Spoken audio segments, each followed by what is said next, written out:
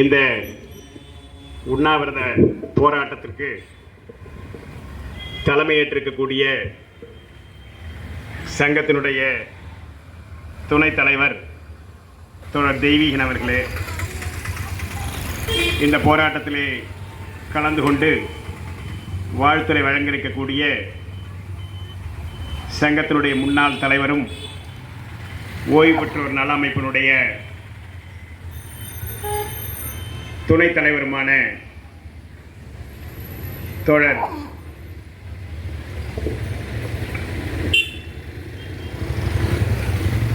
ராமதாஸ் அவர்களே, சங்கத்தினுடைய தலைவர் ராஜாராம் அவர்களே மற்றும் பொருளாளர் சுந்தரபாண்டியன் அவர்களே மற்றும் நிர்வாகிகளே, உங்கள் அனைவருக்கும் முதற்கண் வாழ்த்துக்களை தெரிவித்துக் கொள்கிறோம். இந்த உண்ணாவிரத போராட்டம் எதற்காக என்பது நேற்று காலை 10 மணிக்கு துவங்கியதிலிருந்து அநேகமாக இரவு நேரம் தவிர மற்ற அனைத்து நேரங்களிலும் இங்கே அந்த கோரிக்கைகளை விலக்கியிருக்கிறார்கள். கோரிக்கையை மட்டுமல்ல, நிர்வாகத்தினுடைய சீர்கேடுகளை கூட ஏராளமான விஷயங்களை அவர்களுக்கு உரிய பாணியில் மிக தெளிவாக பேசியிருக்கிறார்கள். இன்றைக்கு இப்பொழுது முடிக்க வேண்டிய நேரம் என்பது வந்துவிட்டது. தமிழ்நாடு முழுவதும் பல்லாயிரக்கணக்கான தோழர்கள் இந்த 100 மையங்களிலே இரவு பகலாக இந்த 24 மணி நேர உண்ணாவிரதத்தை இந்த போக்குவரத்து கழகத்தை பாதுகாப்பதற்கும் போக்குவரத்து தொழிலாளிகளுடைய வாழ்வை வளமாக்குவதற்கும் இந்த கோரிக்கைகளை எல்லாம் தமிழக அரசு நம்முடைய ஸ்டாலின் அரசு நிறைவேற்ற வேண்டும் என்றும் வலியுறுத்தி இந்த போராட்டம் என்பது நடைபெற்றிருக்கிறது. அநேகமா வாட்ஸ்அப்பில் இரவு முழுவதும் படுத்து உறங்கிய அந்த போட்டோக்கள் என்பது பல நூற்றுக்கணக்கான போட்டோக்கள் வந்து கொண்டிருக்கிறது. பத்திரிகையிலேயும் செய்தி அந்த படங்கள் என்பது பிரசுரமாகி இருக்கிறது. உண்மையிலேயே இது ஒரு பக்கம் சிஐடியு இந்த போராட்டத்தை நடத்தி கொண்டிருந்தாலும் தொழிலாளர்கள் இது சம்பந்தமாக என்ன யோசிக்கிறார்கள் என்பதுதான் இப்ப நாம் தெரிந்து கொள்ள வேண்டியிருக்கிறது. எல்லாம் சரி, போராடுறது சிஐடியு தான் போராடும். இப்ப இருக்கிற தொழிலாளிகள்ல நாம ஒன்றும் வாய்ப்பு இல்லை, என்னால வந்து நிக்க முடியல, கோரிக்கையெல்லாம் நியாயம்தான், இப்படி வந்து போக்குவரத்து கழகம் இந்த அளவுக்கு சீரழிஞ்சு போயிருக்கின்ற அந்த மன உணர்வோடு தான் பெரும்பகுதியான தொழிலாளர்கள் அவர்கள் பணிக்கு சென்றாலும் அல்லது வீட்டுக்கு சென்றாலும் பணி முடித்து சென்றாலும் அவருடைய உள்ள குமரலோடு தான் இந்த 24 மணி நேரமும் அந்த தொழிலாளிகள் சென்றிருப்பார்கள் என்பதில் எந்த விதமான மாற்று கருத்தும் அல்ல.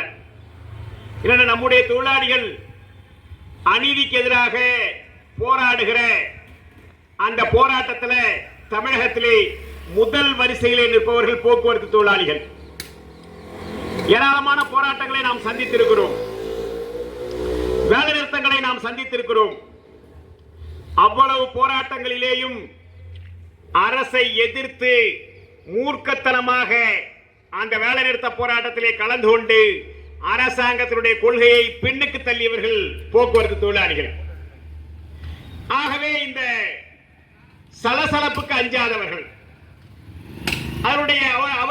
அவர்களுடைய நிலைமை என்பது இன்றைக்கு மிக மோசமாக இருக்குது. நாம் ஏன் இந்த போராட்டத்தை தொடர்ந்து நடத்த வேண்டியிருக்கிறது? ஏற்கனவே ஜனவரி மாதம் வேலை நிறுத்தம் நடத்தணும். வேலை நிறுத்தத்தை நாம் துவங்கிய உடனேயே 2 நாட்களில் நீதிமன்றத்தினுடைய அறிவுரையின் காரணமாக அது வேலை நிறுத்தம் கைவிடப்பட்டது. பிறகு பொங்கலுக்கு பிறகு பேசிக் கொள்ளுங்கள் என்று சொன்னார்கள். வேலை நிறுத்தத்தை ஆதரிக்காத வேலைக்கு போன தொழிற்சங்கங்களினுடைய தலைவர்கள் கூட பிறகு பேசிக் கொள்ளலாம், பேச்சுவார்த்தையின் மூலமாக அனைத்து பிரச்சனையும் பேசி தீர்த்துக் கொள்ளலாம் என்று சொன்னார்கள். பேச்சுவார்த்தை என்பது நடைபெற்றது. ஒரு 3 சுற்று பேச்சுவார்த்தை என்பது நடைபெற்றது. இந்த 3 சுற்று பேச்சுவார்த்தையிலே ஊதிய ஒப்பந்தத்திற்கான குழு என்பது அமைக்கப்பட்டது. அந்த குழு அதனுடைய வேலையை செய்ததா என்பதுதான் இன்றைக்கு நம்முடைய கேள்வி. அது செய்யவில்லை. மாறாக நாடாளுமன்ற தேர்தல் என்பது அறிவிக்கப்பட்டது. ஒரு வேலைநிறுத்தம் நடந்து முடிந்த பிறகு உடனடியாக ஒரு நாடாளுமன்ற தேர்தல் என்பது வருகிற பொழுது தொழிலாளி மிக கடுமையான கோபத்திலே திராவிட முன்னேற்ற கழக அரசாங்கத்தின் மீது இருக்கிறார்கள் என்பதை உணர்ந்து சிஐடியு தமிழ்நாடு முழுவதும் பல நூற்றுக்கணக்கான மையங்களில் இந்த நாடாளுமன்ற தேர்தலை நாம் எப்படி சந்திப்பது, யாருக்கு வாக்களிப்பது என்பதை அந்த தொழிலாளிகளோடு கொஞ்சம் கலந்துரையாடி சங்கத்தினுடைய முன்னணி ஊழியர்களோடு பேசி திராவிட முன்னேற்ற கழக அணிக்கு, இந்தியா கூட்டணிக்கு வாக்களிக்க வேண்டும் என்று சிஐடியு தேர்தல் கால போராட்டத்தை மிக வலுவாக நடத்தியது. ஒருவேளை அதை நாங்கள் செய்யாமல் போயிருந்தால் இன்றைக்கு பல தொகுதிகள் காணாமல் போயிருக்கும். சிஐடியு செய்தது அது வரலாற்று கடமை.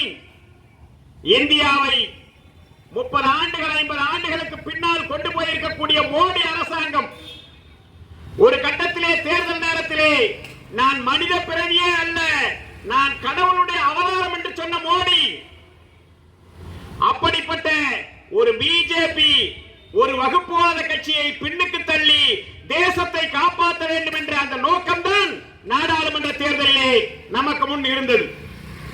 அந்த வரலாற்று கடமையைத்தான் நாம் செய்தோம். நாடாளுமன்ற தேர்தல் பணிகள் சிறப்பாக நடைபெற்றது.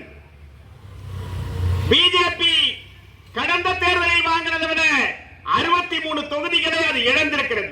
20% தொகுதிகளை அது இழந்திருக்கிறது.